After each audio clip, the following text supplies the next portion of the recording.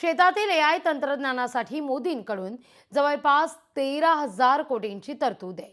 धाराशिवमधील तंत्रज्ञान मार्गदर्शन मेळाव्यात मंत्री चंद्रशेखर बावनकुळे यांनी या संदर्भात माहिती जारी केली आहे.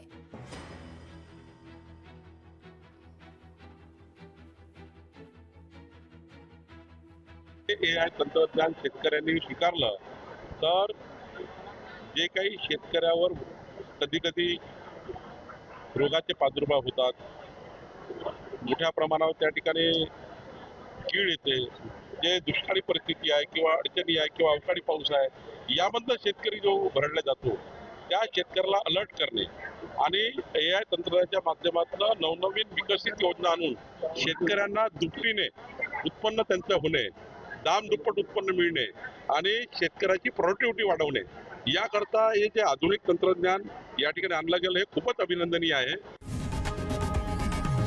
लोकशाही मराठी ऐका, पहा, जागरूक रहा.